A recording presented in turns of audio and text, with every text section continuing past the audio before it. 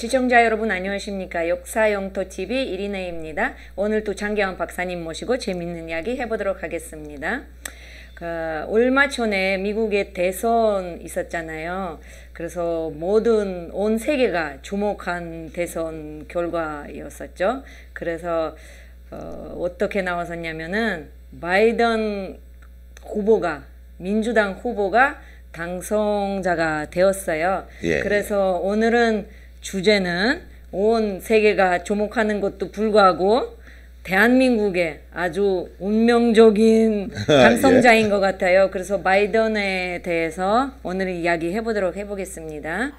그러면 박사님, 이제 바이든 당선자가 확정됐잖아요. 그러면 한반도 정세가 많이 바뀔 것으로 예상하고 있어요. 하지만 우선 미국 선거가 직선제가 아니기 때문에 좀 복잡해요. 그래서 저는 솔직히 이해가 잘 안 돼서 그 선거에 대해서, 미국 선거 제도에 대해서 조금 더 자세히 설명해 드릴 수 있을까요? 미국 선거 제도 복잡하죠. 근데 이제 선거 제도는 이제 우리가 언론을 통해서 많이 이제 아마 알 거예요. 그래서 선거 제도를 간단하게 얘기하고 선거의 특징을 한번 얘기해 볼게요. 그렇죠. 특징. 어떤 방식으로? 그렇죠. 이게 선거의 제도는 우리는 이제 전체 유효 투표자의 이제 숫자를 표결해서 한 표라도 많은 표를 얻은 사람이 당선이 되는데, 미국은 간접 선거죠. 선거 인단에 대해서 투표를 합니다. 그러면 그 선거 인단은 어떤 방식으로? 미국에서 봤을 때는 이제 가장 그 소수 의견도 많이 반영할 수 있다라고 하는 게 선거인단. 각 주별로 이미 이제 선거인단이 결정이 나 있는데, 그 결정이 나 있는 그 선거 제도에서 선거인단을 뽑고 한 표라도 더 얻은 데가 몰표를 갖고 갑니다. 그러면 거기 선거인단 개수라고 얘기해야 되나? 인단 숫자. 인단 숫자를 그 사는 주에 이미 정해져 있죠. 그러니까 그 사는 주의 인구수에 따라서 결정되는 거예요. 그렇죠. 인구수에 따라서 이제 승자승 원칙이라고 합니다. 그러니까 무슨 얘기냐니까, 선거 인단이 10명의 선거 인단이 주가 있는데, 그 투표를 갖고 한 표라도 더 많이 얻은 당이 선거인단 10표를 다 갖고 갑니다. 승자승 원칙이다 보니까, 지난번에 이제 힐러리하고 이쪽에 그 트럼프 같은 경우도 전체 투표 숫자는 힐러리가 이겼어요. 그러면 왜 진 거예요? 그러면? 더 많이 이겼는데 선거인단을 확보를 못한 거죠. 그러면 선거인단 270명은 확보를 해야 되는 거예요? 확실하게 당선이 되는 거죠? 많이 이긴 주에서 인기가 많아갖고 표는 많이 얻었지만은, 선거인단을 270표를 얻는 그 주에서는 지게 되면은 선거인단을 못 얻기 때문에 이렇게 지는 이런.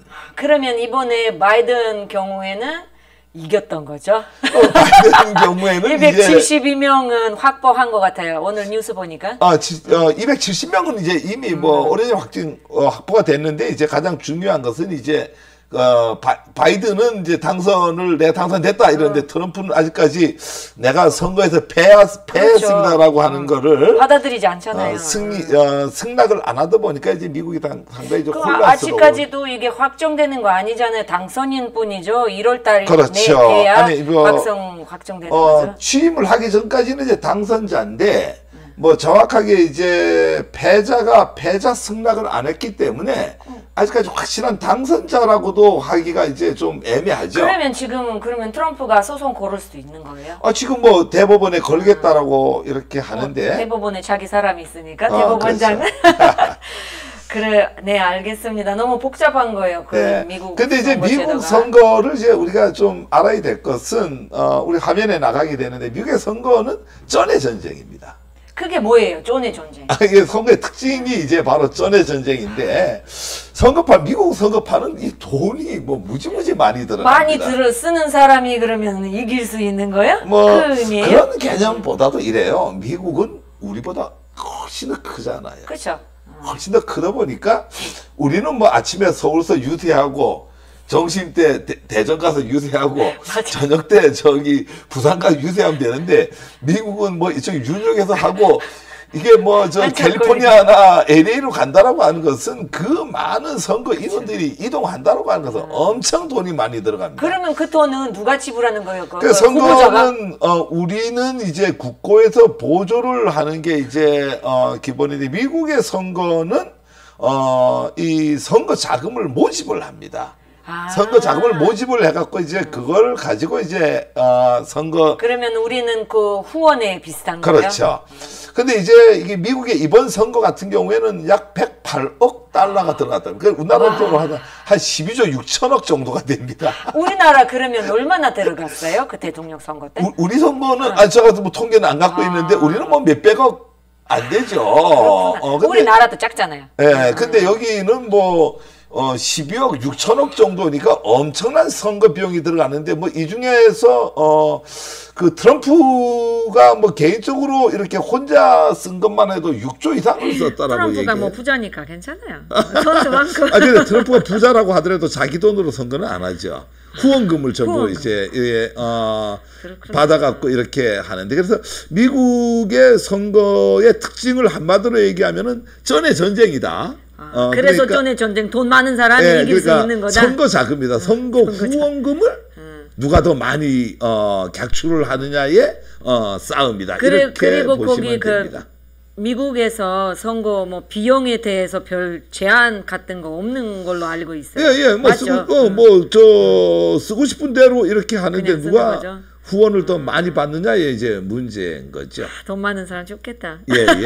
그러면 예. 우리나라는 보수와 진보가 있는데 그러면 미국 민주당과 공화당도 있잖아요. 그러면 거기 지지층 어떻게 되는 거죠? 그 민주당하고 공화당. 말 그대로 이제 미국도 민주당이 이제 진보 쪽이고 이쪽에 공화당이 이제 보수 쪽인데 우리하고는 좀 틀려요. 자꾸 이제 많은 사람들이 생각할 때 미국의 민주당과 우리나라의 더불어민주당하고 직접 연결을 물론 진보라고 하는 차원에서 그렇죠. 직접 연결이 되는데 미국이나 우리나라나 이제 자국 우선주의잖아요. 특히 맞아요. 미국은 플러스 아메리카. 맞아요. 미국 우선주의에 의해서 미국 민주당이 갖는 통일 정책과 우리나라 더불어민주당이 갖는 통일 정책이 같지는 않다라고 하는 거예요. 모든 제도가.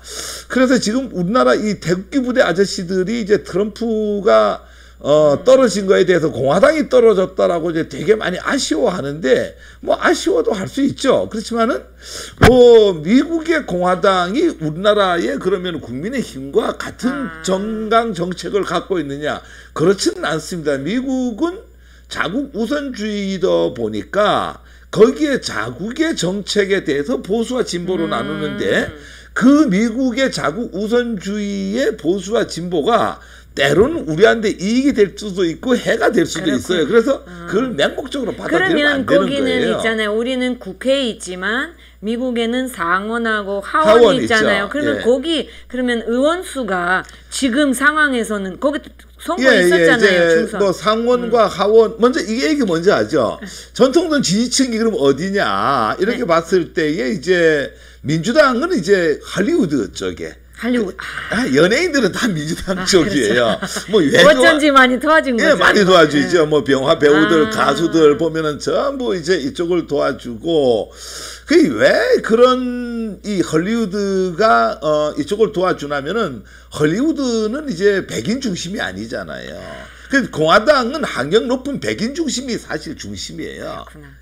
근데 이제 뭐 여러분들 헐리우드 가면은 뭐 흑인들 배우 가수들이 워낙 많잖아요. 그래서 민주당의 전통적 지지층은 이제 헐리우드 중심으로 하다 보니까 흑인하고 이제 유색 인종이 이제 되게 히스패닉계나 이쪽에 이제 많고 디지털 산업 쪽에 IT에 종사하는 사람들은 다 혁신적이니까 진보 성향이고 그다음에 학계에 있는 분들은 젊은 층 이건 우리나라도 좀 비슷하죠. 이런 사람들이 이제 주로 이제 이 민주당을 지지한다고 하면 공화당이에요? 공화당은 학력 높은 백인층 무기상들, 월가의 금융계 이런 쪽이 이제 백인을 이제 많이 가죠. 그런데 무기상은 뭐예요?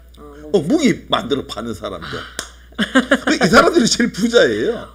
선거에 제일 많이 개입을 하죠. 진짜로? 예. 그래서 재미는 이래요. 우리 이제 트럼프를 보면은 막 흑인들 뭐 문제가 생겼는데도 안 도와주잖아요. 그렇죠. 아무렇지도 않게 보잖아요. 그럼 이게 왜 그러냐면은 이 공화당의 선거 전략이라고 하는 것은 유색인종과 흑인을 좀 무시하는 경향이 있어요. 왜 무시하는 왜 그러냐니까 흑인이 전체의 10%를 차지합니다.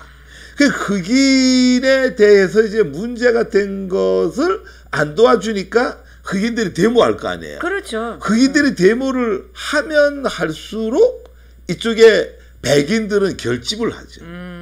그러니까 오히려 이 트럼프 같은 경우는 10%의 흑인을 버리고 한 86% 정도, 우리 이제 히스패닉계하고 유색인종이 한 6% 정도가 돼요. 그러니까 한 84%의 백인을 오히려 결집시키는 전략으로 가고 있다. 그게 더 이익이다. 그것도 이익이고. 근데 이번에는 바이든은 흑인 도움으로 많이, 그 흑인들 주장, 그거죠. 우리 표 때문에 바이든이 이겼다. 그렇죠. 그렇게 주장을 하고 있는데 그거 예. 맞나요? 예. 그러니까 이제 이번에 이제 선거에서 여러분 잘 알다시피 이제 흑인의 이제 뭐 이 경찰이 흑인들 그쵸. 많이 그거하고 이랬는데 트럼프가 뭐 가서 그걸 적극적으로 안 해요. 그래서 흑인들이 데모를 많이 하잖아요.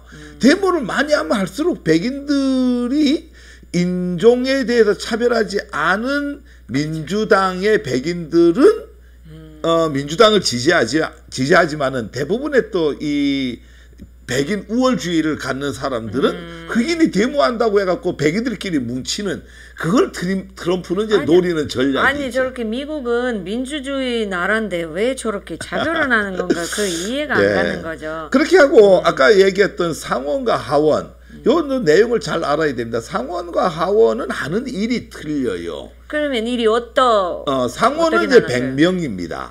상원은 이제 100명인데 33%씩 이제 2년 단위로 한 번씩 교체를 합니다. 그러면 거기 선거 한꺼번에 다 교체하는 게 아니고 이번에도 이제 3분의 1만 교체를 합니다. 그렇구나. 그래서 중선 그거 얘기 그렇죠. 같이 했었던 것 같아요. 그렇죠. 그래서 근데 지금 현재는 이제 공화당이 이제 53대 47로 장악을 하고 있었는데 있었는데 이번 선거에서 지금 오늘 현재까지는 어떻게 되는지 아세요? 모르겠어요.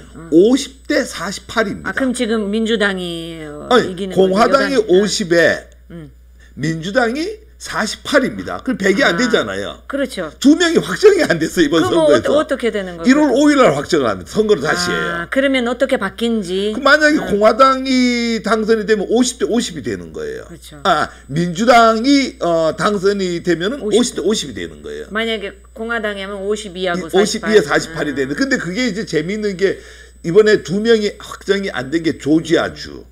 그 조지아주의 이번에 대통령 선거인단은 제일 많이 민주당이 됐어요. 그러면 민주당이 제일 확률이 많죠. 제일 확률이 많으면 50대 50이 되는 거예요. 그때는 어떻게 되는 거? 50대 50. 50대 50이 되면은 이제 미국의 부통령이 상원의 의장이 됩니다. 그러면은 51대 50이 되는 거예요. 그렇구나. 지금 이제 트럼프가 가장 무서워하는 게 지금 그거예요. 그거 무서우는구나. 그럼 트럼프가 지금 이제 선거 승복을 안 하잖아요. 네, 맞아요. 왜 안 하겠어요? 혹시 그거 결과 기다려서 그거 그러는 때문에 안 거예요? 하는 거예요. 그거 결과 기다리는데 자기가 승복을 안 함으로써 지금 조지아주가 50대 48인데 조지아주의 이 상원 의원이 지금 그런데 조지아주 대통령 선거인단 선거에서는 민주당이 이겼단 말이에요.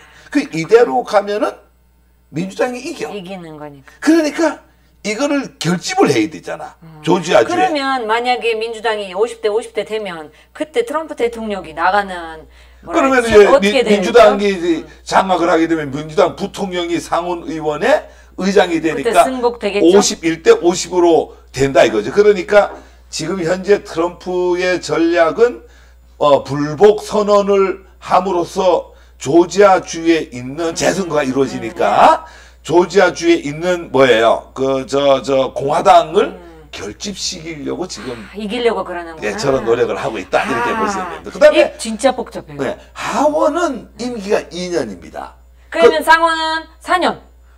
상원도 2년인데 다 2년인데 여기는 3분의 1씩 교체를 하고 하원은 한꺼번에 다 교체를 합니다. 그럼 하원은 언제 교체할 거예요, 그러면? 주로 하는 일이 이번에 선거했잖아요. 같이. 예.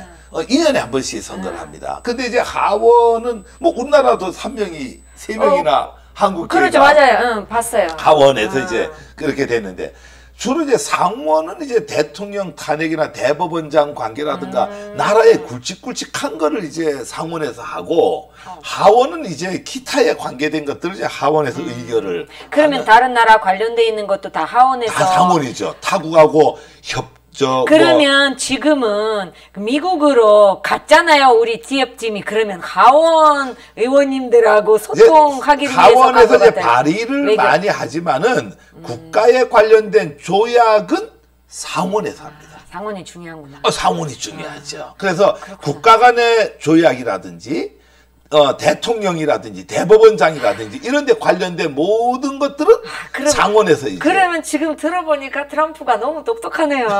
그렇죠. 이렇게 들어보니까. 그래서 지금 현재는 이제 대법원장을 이제 공화당에서 이제 잡고 있고 그쵸. 뭐 이러다 보니까 임기 시켰잖아요. 뭐 그렇다 선거하기 이렇게 전에. 보시면 됩니다. 그러면 예. 바이든 당선자가 결정되면서 이제 아직 트럼프가 그것도 승복도 안 하고 예. 우리 이제 대통령이 제일 먼저 전화했잖아요. 통화를 했잖아요. 문재인 대통령하고. 뭐 제일 먼저는 아닙니다. 어쨌든 죄송합니다. 먼저는 아니더라도 예. 어쨌든 통화를 했어요. 했잖아요. 예. 그러면 그 통화 내용을 혹시 주로 알죠. 무엇에 대해서 얘기를 그러니까 했었나요?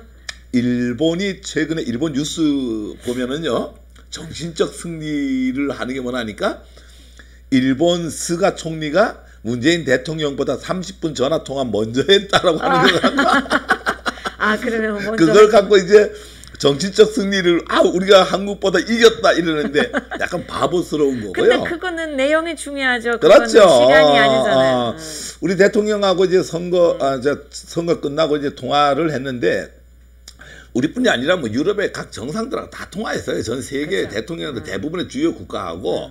근데 주요 국가하고 통화를 이렇게 하는 데 있어 갖고 이제 가장 중요한 게 바이든 당선자가 정상들 간 통화를 했던 주제가 중요해요. 그렇죠. 그러니까 무슨 주제로 앞에 나와 우리 있잖아요. 대통령이 미국이 돌아왔다. 그러면 이게 미국이 뭔 말이에요? 돌아왔다라는 무슨 말이에요? 어디서 돌아왔겠어요? 그러니까 어디서 들어왔어요? 트럼프 대통령 시절에 워낙 엉터리 같이 해갖고 나라가 나라 꼴이 아니었다. 그러니까 미국이 정상으로 다시 돌아왔다라고 하는 주제를 가지고 각 정상들하고 통화를 했어요. 그러니까 아까도 아침에 뉴스 잠깐 들었는데 그 바이든 당선자가 이제 미국을 다시 위대한 나라로 만들 거다. 만들 거다. 민주당하고 공화당하고 상관없이 다 같이 만들겠다. 그런 얘기 그거 혹시 그건가요? 그렇죠. 그런 얘기고 이제 통화를 하기 전에 이제 베테랑스 데이예요. 통화한 날이 이제 11월 12일 날인데 우리나라로 말하면 이제 제향 군인의 날입니다. 그래서 이날에 이제 상당히 의미 있는 거죠. 트럼프 대통령은 같은 날 같은 시간에 이날 비가 왔어요.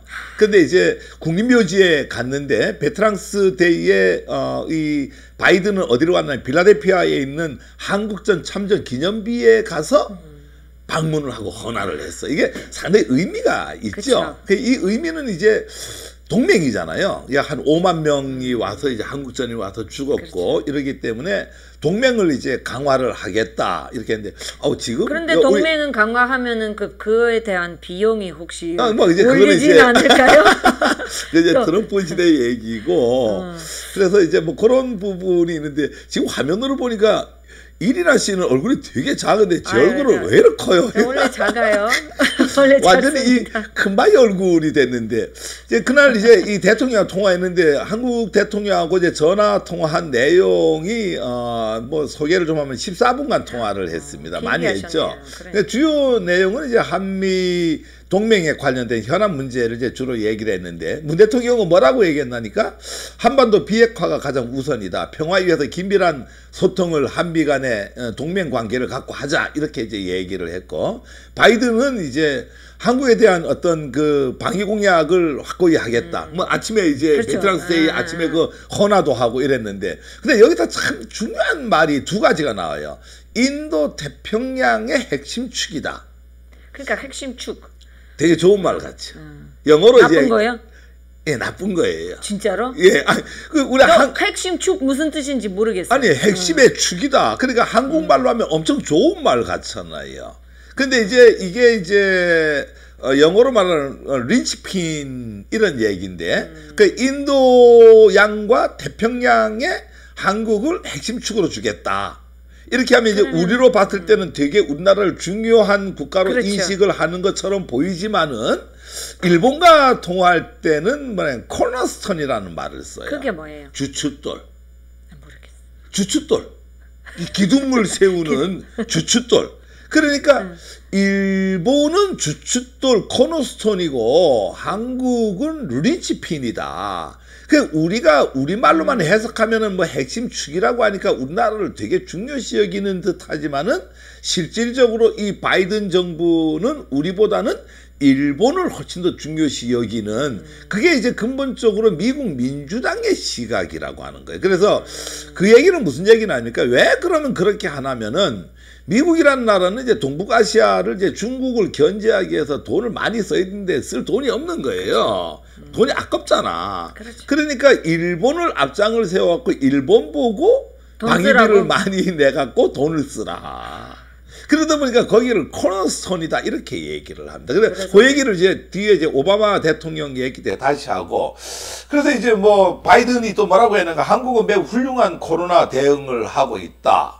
문 대통령에 대해 경의를 표한다. 이게 되게 그거는 중요한 사실이에요. 겁니다. 뭐 사실도 사실이지만 가장 중요한 것은 이 그 누구예요? 바이든이 지금 이제 내치에 있어서 이제 코로나 사태를 가장 적극적으로 문제 맞아요. 해결을 하겠다라고 하는 게 뭐가 하니까 되게 중요한 문제고. 그래서 우리 청와대는 그 이후에 발표를 했는데 바이든 취임 후 조속한 시일 내에 이제 대화를 갖는 걸로 뭐 이렇게 이제 얘기를 뭐 아주 훈훈하게 얘기를 이렇게 해갖고 하여튼 근데 가장 여기서 이제 중요한 부분 제가 한 가지만 좀 얘기를 좀 더 했으면 해요. 그래요. 어떤 이게 바이든 시대가 이제 어떻게 시작이 됐느냐 이거죠. 그 트럼프 시대의 서막과 종막을 잘 먼저 아는 게 중요합니다. 그 설명해 주세요. 소막이 뭐지? 종막이 뭐예요? 서막은 시작, 아, 종막은 끝. 끝내는 거. 아, 예. 그러면 이 트럼프가 지난 힐러리 선거 때를 우리가 잘 봐둬야 돼요. 지난 힐러리하고 트럼프하고 할 때 힐러리가 이긴 거 알고 그러니까 있잖아요. 이긴 걸로. 근데 근데 왜 대중적 인기가 훨씬 많잖아요. 누구든지 누가 당선된다고 했어요. 저도 점을 쳤는데 맞아요. 힐러리가 당선된다고 점 쳤어요. 진짜로. 그런데 어떻게 클린턴이 그러니까. 클린턴 어떻게 진 거예요? 근데 이게 이제 바로 미국의 경제를 떠받치는 게 또 선거에 가장 깊숙하게 개입하는 사람들 집단이 있어요. 이게 이제 무기상들이에요. 무기상들은 전통적으로 공화당 편이에요. 그렇구나. 공화당 중에서도 우리나라 말 극우들, 그 매파라고 해요. 그쪽에서는 이 사람들이 선거에 되게 개입을 많이 하죠. 왜 그런다니까 그럼 이번에 왜 개입은 안 했어요? 그러면? 이번도 개입을 했겠죠. 그건 안 됐죠. 개입을 아니 했는데 이제 안 됐어요. 아니야 그거 아니라고 하는 그 얘기 하려고 하는 거예요. 네. 그게 뭐냐니까 지난번에 이 무기상들이 봤을 때 최초의 여자 대통령이 될 것 같은 거야. 무기상들은 전쟁이 있어야지 무기를 팔아먹잖아요. 그쵸. 여자가 대통령이 되면 어떻죠? 이런 전쟁 없죠. 전쟁 없죠. 그렇죠. 전쟁 없으니까 누구를 무기 못 팔아요. 아무리 좀 우리가 클린턴이 내가 이 방송에서 이런 얘기 해도 되는지 모르겠지만 약간은 좀 그 당시에는 우리가 좀 속된 표현으로 미치광이 같았잖아요. 이 사람이 대통령이 되면 전 세계의 전쟁을 막 일으킬 것 같았잖아. 지난 30년간을 따져보면은 미 대통령이 공화당이 됐건 민주당이 됐건 전쟁이 없었던 대통령이 한 번도 없어요. 맞아. 늘 전쟁을 일으켰어. 그런데 여자가 대통령이 되면은 전쟁을 안 할 것 같아. 그러니까 어떤 경우가 됐든지 미친광이 같은 누가 대통령이 돼야 돼요? 남자. 트럼프가 돼. 아니 남자 그 당시에 중에서 트럼프가 돼야 되는 거야. 그렇죠. 트럼프가 대통령이 되면 전쟁을 여러 군데서 동시에 막 일으킬 것 같단 무조건 말이야. 전쟁. 그렇게 했는데 실질적으로 트럼프가 대통령이 됐는데 전쟁을 했나 안 했나요? 했죠. 한 군데도 전쟁을 한 곳이 없어. 어디 전쟁했어. 물론 이게 이제 우리가 이제 주로 중동에서 전쟁을 많이 일으켰는데 중동의 전쟁을 안 일으키는 이유가 또 여러 가지가 있죠. 뭐 옛날에는 원유 확보 때문에 그쪽에서 이제 주로 이제 전쟁을 많이 일으켰는데 원유가 이제 더 이상 이제 필요가 없는 거예요. 대체 에너지로 가다 보니까 미국이 대체 에너지 때문에 이제 족쇄를 풀었죠. 미국 내에서도 원유 생산이 되도록. 그러니까 그런 이유 때문에도 있지만은 트럼프는 뭐 매일 노벨 평화상 받는다고 하니까 전쟁을 무슨 평화상이에요? 맨날 아니 어쨌거나 전쟁 안 일으킨 거야. 그 무기상들이 봤을 때 이번에 트럼프가 또 되면 어떻게 되겠어요? 전쟁을 안 일으키는 거야. 그러니까 미국 매파들이 그래서 바이든을 하는 거 아니 뭐 바이든을 미는지 안 미는지는 모르겠지만 오히려 바이든은 전쟁을 일으킬 것 같고 트럼프는 전쟁을 안 일으킬 것 같으니까 공화당 내부에서 적극적 지지를 그렇구나. 못 받았다라고 하는 게 이번에 패인이 아닌가. 그래서 서막은 무기상들 때문에 서막이 이루어졌다면은 종막도 결국은 무기상들 때문에 종막이 이루어지는 게 아닌가. 하여튼 뭐 저는 뭐 그렇게 봅니다. 어렵네요. 아이고 박사님께서 이제 설명 잘 해주시니까 저는 그냥 단순하게 진 것만 알고 있었어요. 단순한 거 아니구만. 그래서 다음 질문, 질문 이어서 할 거예요. 미국 민주당이 우리나라를 보는 근본적 시각 어떠나요? 그리고 일본을 보다 중시 여긴가 맞는데 맞아요? 죄송합니다. 일본을 우리보다 더 중시 여기는 건 맞아요. 근데 그거는 왜요? 클린턴 시절서부터 뭐 시작해갖고 오바마 트럼프까지 이거는 이제 공화당과 민주당 관계가 없어요. 미국은 그런 거 참 잘해요. 그러니까 우리는 뭐 대충 이렇잖아요. 우리는 참 우리가 스스로 봐도 좀 웃기는 게 우리나라 민주당은 꼭 친중파 같잖아요. 더 국민의힘은 어느 파예요? 친일파하고 친미파.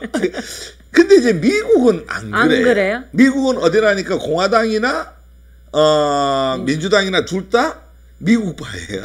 다 그냥 오로지 아메리카 퍼스트. 아메리카 퍼스트. 그러니까 이게 뭐냐면은 바이든 시절이나 트럼프 시절이나 중국에 대해서는 같은 목소리를 낸다라고 하는 거예요. 미국의 경제에 대해서 해를 끼치는 나라에 대해서는 공화당이 됐건 민주당이 됐건 그냥 한 패가 돼 갖고 가는데 우리는 안 그렇다 이거죠. 우리는 뭐 미국이 우리한테 뭐 돈 많이 내놔라 해도 미국 뭐 편 들고 그 민주당에서는 안 됩니다 이러는데 공화당에서는 그 나라 지키기 위해서 그렇게 해야 되지 않느냐. 이게 우리는 의견이 우리 이건 문제인 것 같아요. 그렇죠?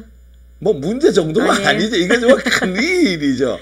근데 이게 지금 뭐 얘 시각을 본다라고 하면은 지금 화면에 나가고 있는데 버락 오바마가 이제 우리가 바로 이제 직전에 이제 미국 대통령이니까 민주당이죠. 뭐라 그랬죠?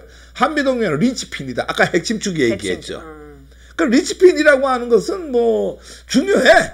그런데 미일 동맹, 일본과의 동맹은 코너스톤이다. 주춧돌이다. 그러니까 아까도 얘기했지만은 뭐 이 민주당의 시각이라고 하는 것은 일본을 통해서 동북아의 질서를 재편해야 된다. 동북아의 질서는 누구를 통해서 한다? 일본을 통해서 한다. 자기네 돈은 많이 안 쓰고 이렇게 하겠다. 일본 손으로. 일본 돈으로 이제 하겠다. 이러다 보니까 이제 일본은 코너스톤이라고 이제 하고 우리를 이제 어찌 보면 머리 쓰는 거네요. 그죠. 단순한 이제 핵심 주축 국가이다. 이래서 이제 이 오바마 시절에 이제 일본 관계에 있어서 이제 우리가 되게 불리하게 됐죠. 우리는 이번 바이든을 잘 지켜봐야 됩니다. 이게 무슨 얘기냐면은 오바마 시절에 자위대는 일본 내만 지키도록 돼 있어요. 패전국 때문에. 근데 이제 오바마 시절에 자위대를 어떻게 했죠? 제3국의 전쟁이 났을 때 참여가 가능한 국가로 만들어줬어요. 그러다 보니까 이제 이거를 이제 이용을 해갖고 아베가 평화헌법을 뜯어고치겠다. 지금 이제 일본은 평화헌법이 있습니다. 평화헌법은 전쟁을 하지 못하는 법이에요. 그러면 이거 고치려고 하는 고쳐갖고 거예요, 이제 일본을 한마디로 표현하면은 전쟁 수행이 가능한 국가로 법을 바꾸려고 하는 게 일본인데 그걸 아베가 하려고 하다가 이번에 물러나고 근데 스가가 이번에 들어와서 뭐라 그랬어요? 그거 그대로 이어받아갖고 내가 하겠다. 그러면 그 바꾸겠다라는 소리예요, 그러면? 바꾸겠다라고 하는데 이제 그거를 전 세계가 다 반대하는데 미국의 민주당만은 그거를 지지해주는 거죠. 지지해줘. 왜? 러시아나 이제 극동 그렇죠. 지역에 이제 러시아나 중국을 이렇게 견제를 하는데 일본이 그래도 가장 큰 나라지 않느냐. 일본도 뭐 러시아한테도 뭐 이렇게 여러분 아쉬운 점 많이 있으니까. 오바마가 이제 민주당을 대표한다고 하면은 뭐 초기에 지금 뭐 트럼프 대통령 공화당의 이제 초기 최초의 이제 미 국무장관이죠. 렉스 틸러슨이 뭐라 그랬어요? 일본을 아시아 지역의 가장 중요한 동맹국이다. 왜 그렇게 얘기하는 거죠? 이렇게 얘기합니다. 이렇게 한국은 동북아의 안정과 관계가 있는 하나의 중요한 파트너다. 그러니까 important 파트너 이렇게 얘기합니다. 그러니까 이 공화당이나 이쪽에 그 민주당이나 한국과 일본을 보는 시각에 있어서 미국은 누구 우선이라 그랬죠? 일본. 미국 우선이에요. 미국 우선. 그 미국 우선이라고 하는 이 개념에 본다라고 하면은 일본을 더 중시 여김으로써 그렇죠. 뭐가 되죠? 일본을 더 중시 여김으로써 자기네의 국방비가 적게 들어가는 거예요.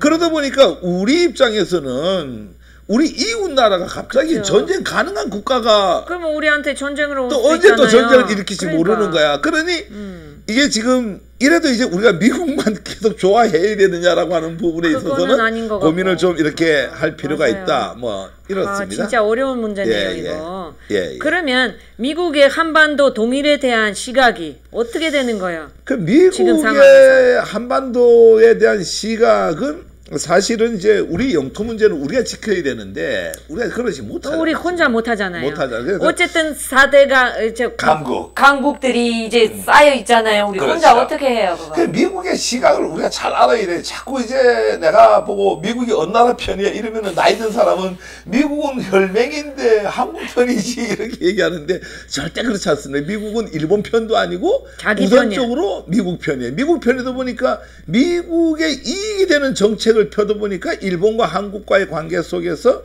일본이 군사력으로 우리보다 이제 우위에 있다 보니까 이제 일본에 항상 편을 들고 아까 얘기했듯이 코너스톤이라는 표현을 쓰고 한국은 이제 리치핀이라고 하는 표현을 이렇게 그 리치핀이라는 표현이 핵심 주축이니까 되게 중요한 말 같지만은 아니다 이거야. 일본은 주춧돌이니까 그한데 미국이 늘 이제 그한데 지금 현재 우리나라의 현재 상태는 정전협정 상태잖아요. 그렇죠, 맞아요. 그 정전협정 상대국이 어디에 미국과 아니야 중국하고 북한. 이 세 개 나라가 했단 말이에요. 그러니까 이게 만약에 북한이 붕괴가 되거나 갑자기 급변 사태가 일어난다라고 하면은 여기에 이제 중국이 자동적으로 이제 들어와서 통제를 하니까 미국이 안 되겠다. 이거 어떻게 중국한테 다 주느냐. 이래 갖고 이제 오바마 시절에 뭘 했냐면은 이제 오바마 QDR 보고서를 만들었어요.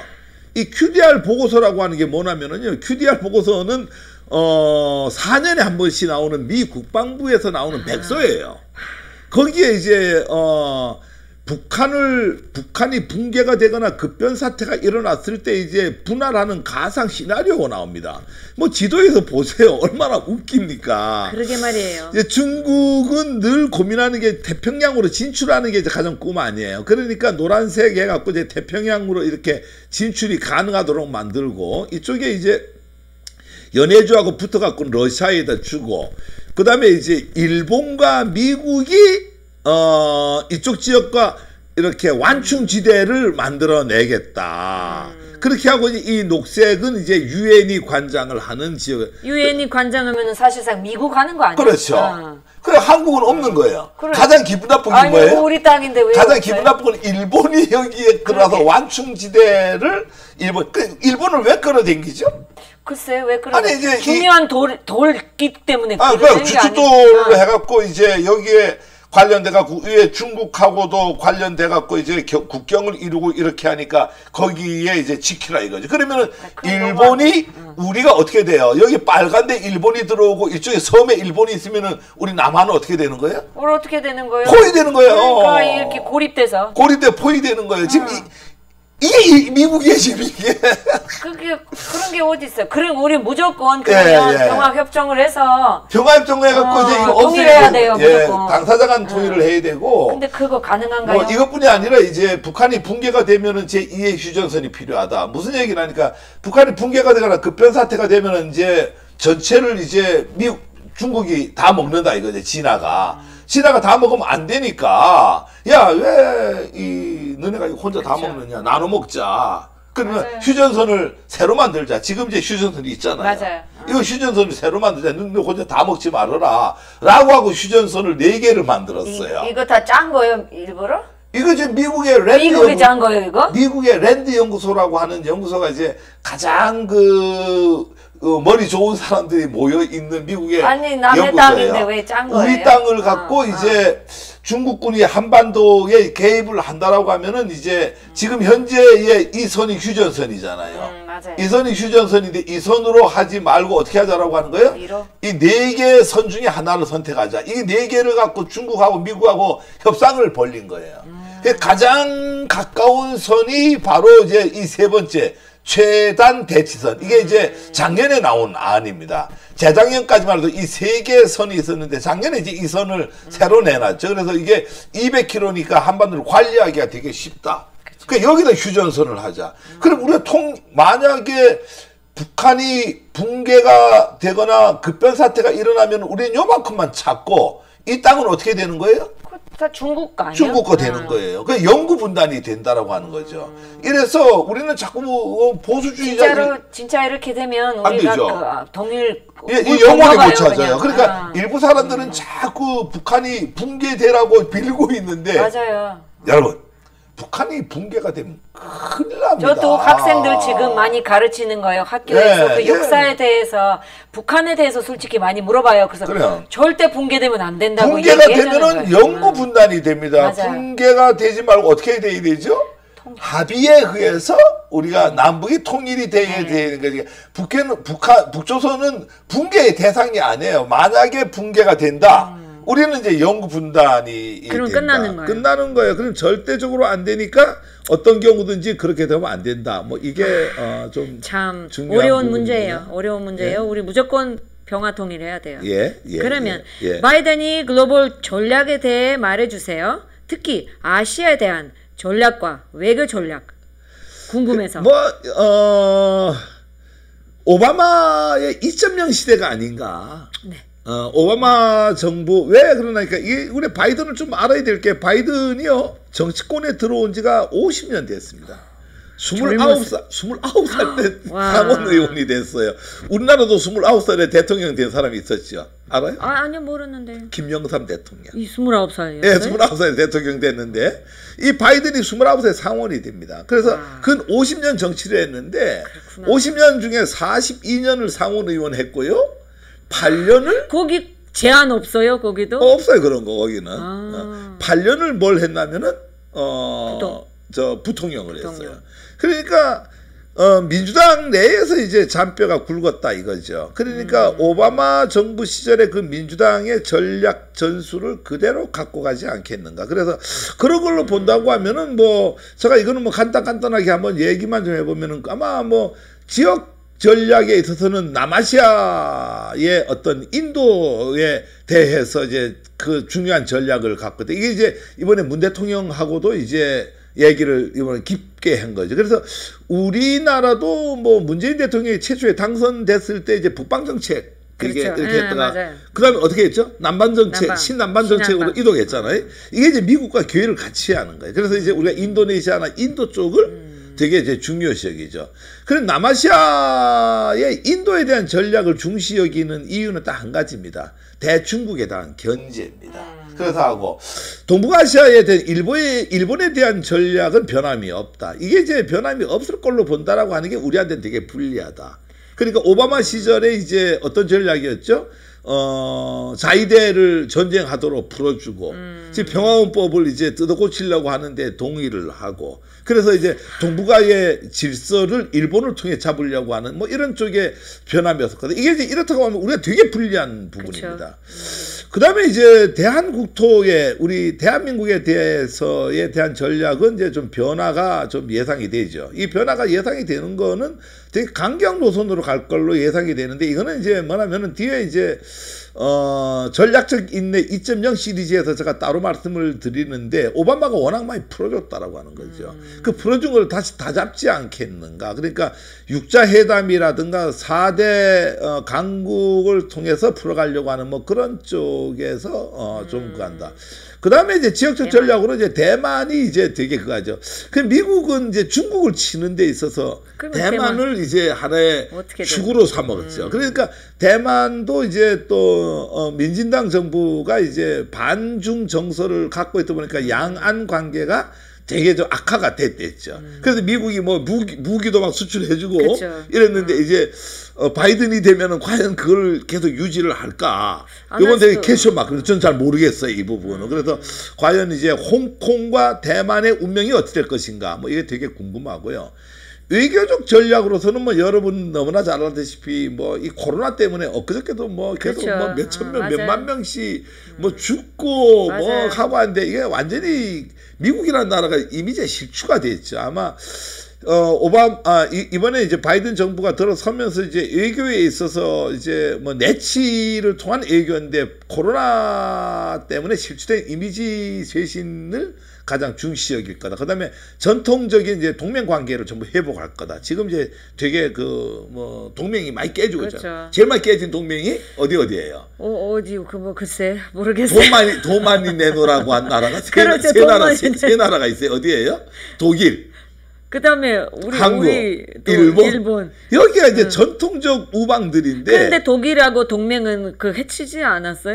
돈 안 내니까 아니 뭐 동맹이 깨진 건 아니지만은 뭐 미국 물러가겠다 이러니까 독일이 뭐라 그랬어요? 알아서 물러가. 그래서 이제 전통의 동맹 관계를 좀 전부 다시 회복할 거고, 그 다음에 이제 국제기구에서 많이 이렇게 나왔어요. 열받아 갖고, 화가 나 갖고.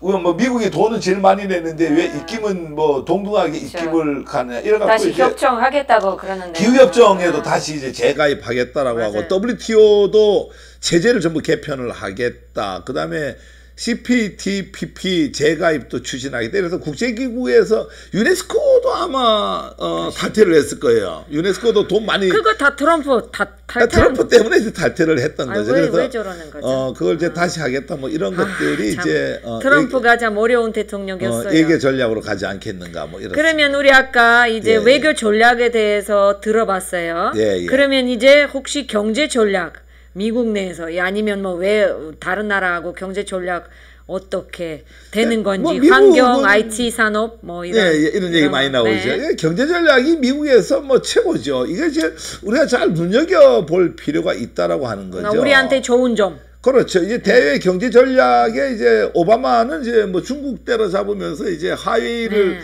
통제하면서 우리가 삼성전자 이익도 좀 많이 봤지만은. 근본적으로 본다라고 하면 이제 자유무역주의가 이제 쭉 오바마까지 오다가 이제 트럼프에 들어오면서 보호무역주의로 이제 추구에 이동을 하면서 엄청난 혼란이 지금 많이 이 세계 무역 질서가 오고 있는데 아마 이거를 다시 자유무역주의로 축을 이동할 좋은 거다. 점도 있을 수. 우리는 뭐 수출국이니까. 그렇죠. 그렇죠. 그다음에 이제 우리는 자유무역, 우리는 보호무역국으로 가면은요 화웨이 때문에 반사적 이익은 있지만은 전체 무역 구도에서는 되게 불리하다. 그래서 아마 이거는 이제 바이든이 들어서면서 우리 경제는 좀 더 좋아질 거라고 보는 거고. 그다음에 팍스 차이나 정책에 대한 대응 전략을 세울 거예요. 이게 뭐라니까 옛날에는 팍스 아메리카였죠. 그런데 지금은 이제 팍스 차이나 1대1로죠. 그래서 이제 뭐 아프리카를 먹어 들어가고 뭐 이렇게 하는 이제 중국의 전략인데 여기에 대응 전략이라고 하는 게 경제 보복과 경제 전략입니다. 그래서 근데 그 중국에 대해서 별 트럼프하고 차이점은 없는 것 같아요. 그렇죠. 똑같이 경제하겠다고 같이 하겠다라고 이렇게 하는 거죠. 그다음에 이제 가장 뭐 우리가 우량주로 봐야 되고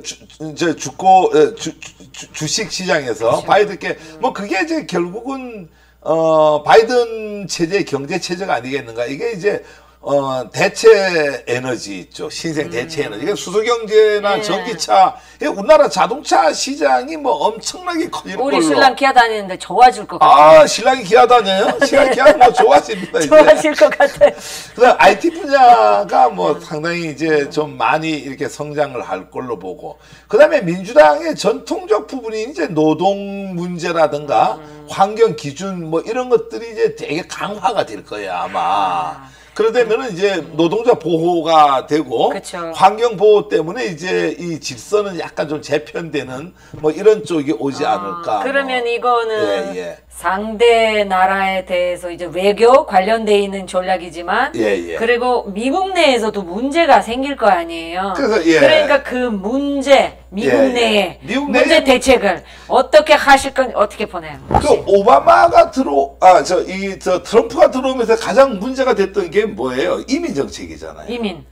그 이제 아마 이제 그 이민 정책 그러니까 이민 정책을 트럼프는 막으면서 백인을 결집 그러니까 유색 인종이 비교적 손들고 난동을 많이 부린다라고 하는 인식이 있기 때문에 이민 정책을 막음으로써 백인 내 어떤 결집력을 갖고 오려고 했던 거란 말이에요. 그게 선거 전략이었는데 그것 때문에 이제 뭐 우리 한국 사람들도 뭐 비자 문제가 되게 복잡하게 됐는데 아마 인종차별 문제하고 이민자 문제가 이제 가장 우선적으로 이제 정리가 될 걸로 보고 두 번째로는 이제 오바마 정부 시절에 이제 한국을 되게 부러워했던 게 두 가지가 있죠.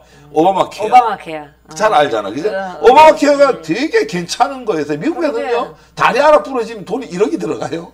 그러니까 맞아요. 그런데 이제 우리 한국은 이제 의료보험이 잘 돼 있다 보니까 오바마가 뭐라 했어요? 늘 한국의 복지 정책 중에서 이제 이거를 의료보험 제도를 따라야 된다고 하고 오바마 케어 만들어놨는데 트럼프가 당선되자마자 그래서 그 코로나 확진자가 많은 거예요. 그러니까 이게 없어요. 되자마자 그냥 오바마 케어 없애버렸어요. 맞아요. 왜 그래서 바이든이 없애버렸어요? 들어서면 오바마 케어 부분의 의료 정책을 그대로 다시 복원시키지 않겠는가. 그다음에 이제 오늘 저기 뉴스에서도 나왔는데 바이든이 이제 백신 나오면 온 국민들한테 무료 접촉하겠다고 이거 그렇죠. 나왔어요. 만약 트럼프가 있으면은 백인부터 먼저 맞출 거다 이랬을 거예요. 그런 게 어딨어요. 사람은 다 똑같이 죽는데. 트럼프는 이제 오로지 유색 인종과 흑인들의 약간의 보이지 않는 정책적 차별을 통해서 백인들의 결집력을 모으려고 하는 전략이기 때문에 그럴 수도 있었다.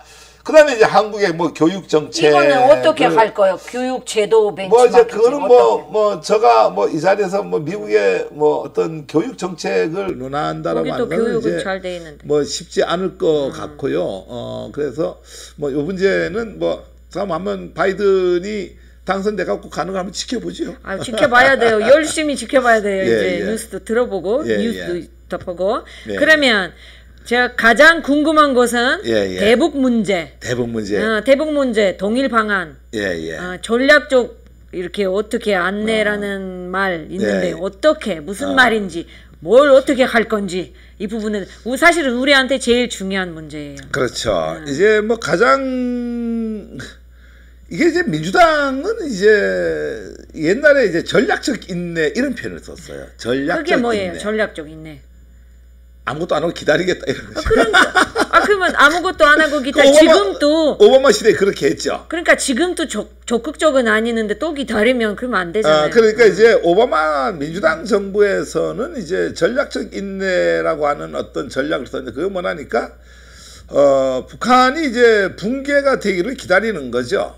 경제 제재나 강대국을 통해서 하게 되면 이제 그러니까 기다리겠다 이렇게 하는데 그 전략적 인내가 계속 진행이 되면서 북조선은 뭘 만들었어요? 핵을 만들었던 거예요. 그러니까 협상 나오게끔 만들었잖아요. 근데 이제 근본적으로 이제 민주당은 이제 밑에서부터 밟아서 올라가는 이런 어떤 통일 전략인데 이제 오바마 시절은 이 트럼프 시절은 안 그랬죠. 탑다운 방식이죠. 정상들끼리 해갖고 한 방에 해결해갖고 야 이렇게 가자. 근데 국민들이 봤을 때 되게 시원해 보이잖아요. 맞아요. 근데 왜 하는 게 아무것도 없었어요. 아니 근데 이제 그거는 이제 뭐 지금 결론이고 우리가 그 당시에는 되게 기대를 많이 걸었다. 탑다운 방식은 정상들 간에 야 그럼 핵 없애고 우리 경제 지원할게. 뭐 이렇게 얘기를 하면은 되게 시원했고 그게 됐다라고 하면은 우리가 지금 뭐 통일의 길에 접어섰을 수도 있어요, 사실은. 사실 저는 이제, 그때 종전선언 한 줄 알았어요. 근데 이제 가장 중요한 것은 이제 대북 협상의 전략적 인내라고 하는 것은 이제 뭐라니까 북핵 문제에 관련해 갖고 유엔 안전보장 이사회를 통해서 이제 정리하겠다, 제재를 하고 그다음에 경제적 압박을 통해 갖고 이제 항복하게 만들겠다, 북한 붕괴가 되도록 만들겠다. 이게 이제 전략적 인내. 이 오바마 8년 내내 이랬던 거예요. 그러니까 그 8년 내내 했던 게 북한은 핵을 만들었던 그렇죠. 거예요. 기다릴 수가 없었으니까 이제. 그러니까 지금도 이제 뭐 바이든은 틀림없이 북한의 선 핵포기 선언 후에 이제 대화하겠다 뭐 이런 쪽이고 나는 뭐 안 만나겠다라고 하는 거죠. 중국을 통해서 이제 대북 압박을 이제 계속 하겠다라고 하는 거고요. 또 미사일 방어망 구축 등을 통해서 이제 대북 대응책을 강구하고 한미일 삼각 뭐 이 공고히 하겠다 뭐 이런 건데 요 내용을 보면은 전략적 인내 2.0 그러니까 아까 제 얘기했던 거는 이제 오바마 시대의 전략적 인내고 그럼 바이든 시대의 전략적 인내는 어떻느냐 이걸 한번 봐보면은 1월 이제 민주당의 대선 후보 토론을 할 때 뭐라고 했나니까 김정은 북한 국무위원장과 김정은 북한 국무위원장과 아무 조건 없이 만나지 않겠다 이렇게 얘기를 했어요. 그러니까 안 만날 거 그러면 이게 뭐냐니까 이제 아까 탑다운 방식이라고 그렇죠. 했죠. 뭐 트럼프는 트럼프는 탑다운 방식 만나갖고 둘이 해결하겠다. 근데 여기는 뭐 조건 없이 안 만나겠다. 그래 밑에 실무자들끼리 먼저 이렇게 만나도록 해갖고 실무자에서 어떤 결론이 얻어지면은 내가 만나겠다. 오히려 트럼프가 더 지원했어요. 지원했죠. 1월 민주당 또 대선 후보 토론에 뭐라고 했니까 트럼프 대통령이 그를 조건 없이 만나줘서 체제의 정당성을 부여하고 체제를 체계를 악화시켰다 이렇게 얘기했어요. 그러니까 이제 트럼프가 뭐 조건 없이 트럼프 왜 만났느냐 그래갖고 정부에 대한 체제에 대한 정당성을 만들어 준 게 아니냐 이게 이제 뭐 이렇게 1월 민주당 대선 후보 토론회에서 했고 11월 달에 트럼프 대통령 대북 전략에 대해서 뭐라고 그럴까 이 거칠고 험난한 외교에 대해서 아무런 전략도 인내심도 없다. 그러고 안 된다 이거죠. 그러니까 지금 트럼프가 했던 거에서 반대로 하겠다 뭐 이 얘기고요. 지금 현재 그 선거 캠프 홈페이지에 들어가면 이렇게 나와 있어요. 동맹국은 물론이고 중국과의 공조를 통해서 조율된 대북 캠페인을 펼치겠다. 그러니까 지금 트럼프가 했던 거하고는 완전히 딴판이죠. 올 1월 달에 이제 방송을 통해서 이렇게 얘기했어요. 중국을 통해서 북한을 비핵화 압박하겠다. 어떻게 할 거예요, 중국을 통해서? 중국을 통해서 압박하겠다. 뭐 이렇게 얘기를 했고. 2016년도에 이제 그 한 방송의 인터뷰 이때 아마 이 부통령 시절이에요. 시 주석에게 북핵을 그대로 놔뒀다간 일본이 핵무장을 하게 된다. 일본은 하룻밤에 핵무기를 만들 수 있다. 그러니까 이게 이제 코너스톤이란 말이에요. 그렇죠. 그것 때문에 이 코너스톤. 그러니까 이미 이제 이 부통령 2016년에 부통령 시절에 중국 보고 시진핑이 보고 야 북핵 그대로 놔뒀다간 일본이 핵무장 시킨다. 일본 하루아침에 그냥 핵 만들 수 있는 나라야. 핵심 내용 여기구나. 예. 그래서 되게 지금 일본을 키워주니까 우리는 상대적으로 좀 문제가 있지 않느냐.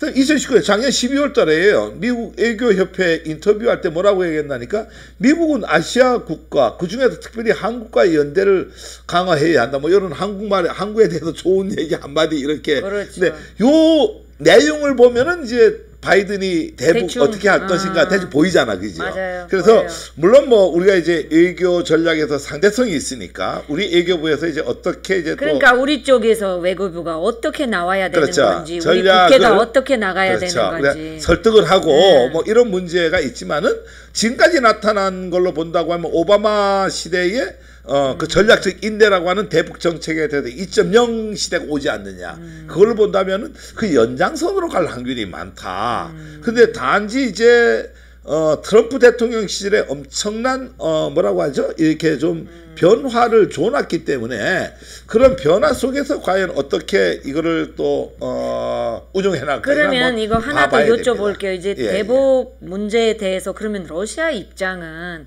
어떻게 되는 건지 이게 우리 정보가 러시아하고도 그러면 만나야 되는 건지 아니면 그냥 러시아가 그냥 지켜보고 있는 러시아도 혹시 가만히 있는 거 아니에요? 그냥 지켜보고 있는 러시아 거죠? 출신이라고 또 러시아에 관심 많죠. 아 그럼요. 솔직히 저는 러시아 언론에서 바이든 당선자가 되면 러시아한테 좋은 거 하나도 없대요. 그렇게 나와 있었어요. 그런 우려가 있다고. 왜냐면 소방하고 지금 문제가 있잖아요, 러시아가. 그래서 오히려 그 제재를 더 강화시키겠다고 그런 언론에서 그런 내용이 나와 있어요. 그래서 그거 궁금해요, 사실. 바이든 시대의 바이든 정부와 뭐 이 러시아 관계는 뭐 솔직히 제가 잘 모르겠어요. 그건 잘 모르겠는데 단지 이제 이 남북 간 통일 관계에 있어서 우리가 유일하게 통일을 갈 수 있는 방안이 있다라고 하면은 그건 러시아를 통해야 된다라고 하는 거예요. 미국도 아니고 일본도 아니고 중국도 아니고 러시아를 통해서만이 갈 수가 있다. 뭐 이런 거에 대한 그건 저는 확실합니다. 그리고 저도 이제 러시아가 그나마 중국을 경쟁할 수 있으니까 그렇죠. 무기로 상으로도 러시아가 아직까지 맞습니다. 위에 있기 때문에 견제를 어느 정도 할 수 있기 때문에 그렇죠. 저도 그렇게 생각해요. 그러니까 이제 경계도 하지만은 이 진화하고 우리는 이제 간도 북방 영토라고 하는 이제 이권 관계가 맞물려 있고 일본하고는 이제 아시아에서 누가 대장 먹느냐라고 하는 문제가 물려 있고 미국은 이제 우리가 이제 항상 긴장 관계에 있어야지 무기를 팔아먹을 수가 있어요. 이제 그런 그게 있는데 러시아는 우리하고 그런 관계가 없어요. 그렇죠. 왜 없는 건지 참. 아니 아무런 뭐 문제가 사고될 게 없으니까. 그러니까 러시아는 한국이 통일이 뭐 돼도 이익도 없고 통일이 안 된다고 해갖고 손해도 없고 이익도 없어요. 그럴 바에는 이제 우리가 이제 늘 제가 뭐 한로공생위원회를 통해서 얘기하는 게 우리는 한국은 연해주에 뭐 우리 아픈 역사도 있지만 기쁜 역사도 있고 옛날 우리도 고토고 하기 때문에 사실은 이제 이쪽 뭐 영구집권 한다라고 하는데 푸틴 대통령 입장에서는 동방경제 포럼에서 이제 늘 하는 얘기가 한국을 통해서 이 동방의 정책을 풀어가지고 진화는 못 믿잖아. 맞아요. 일본 못 믿잖아. 유일한 그 나라 중에서 몽고는 이제 너무 약하고 이러다 보니까 이제 한국을 통해서 할 수 있다라고 하는 거기 때문에 뭐 대북 통일 관계에 있어서 러시아는 한국에 대해서 적극적으로 지지를 하지 않겠는가 또 앞장을 서주지 않겠는가. 그래서 저는 늘 경제적 통일론을 외치고 주장하는데 그 대상 국가가 러시아 연해주를 통해서 남북한이 경제적 통일론을 이룰 수 있다. 그래서 러시아 연해주를 통해서 대동강의 기적을 일으키고 대동강 기적을 통해서 남북의 자유로운 교류를 통해서 통일. 뭐 이게 하나 마지막 문제. 네, 이 부분은 있습니까? 이제 그럼요. 문제 개인적인 문제예요. 예. 지금 바이든 당선자에 대해서 북한 측에서 아무런 답이도 없고 아무런 입장도 안 나왔어요. 그거 솔직히 궁금한 거예요. 그러니까 왜 그러는 건지. 되게 북한이 지금 뭐 엄청난 매일 전략회의를 짤 거예요. 저 무슨 얘기냐면은 옛날에는 이제 트럼프가 당선될지 몰랐죠. 그러니까 오바마 정부 시절에 있었던 거에 대한 어떤 부분에서 이렇게 전략을 갖고 있었는데 갑자기 이제 뭐 이상한 사람이 트럼프가 당선이 되다 보니까 한 6개월간은 말폭탄, 말전쟁 무지무지 했잖아요. 우리 전쟁 나는 줄 알았잖아요, 그때는. 그런데 이제 트럼프 전략 자체가 이제 탑다운 방식으로 이제 전환을 하다 보니까 뭐 본인 자체가 이제 김정은과 만나갖고 하다 보니까 지금 되게 친한 친구가 돼갖고 이번에 당선될 걸로 알았죠. 당선되면은 어떻게 되겠어요? 이어서 이제 뭐 형님 뭐 그렇죠. 사실 뭐 예전에 제가 강연할 때 김정은은 친미주의자다. 친중파는 아니다. 친미파다. 아니 김정은은 친미파예요. 그건 확실합니다. 그래서 이미 뭐 김정은은 이제 스위스에서 자본주의 그렇죠. 체제에서 교육을 받았고 자본주의 체제와 함께 했기 때문에 당연히 이제 미국을 접어놓고는 뭘 할 수 없다는 건 너무나 잘 알아요. 그러니까 친미 노선으로 지금 가고 있는 거예요. 그래 지금 지난 정부에 트럼프를 3번 만났잖아요. 맞아요. 그럼 시진핑 한 5번 만났었어야 되잖아요.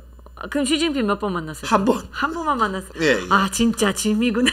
친미파라니까요.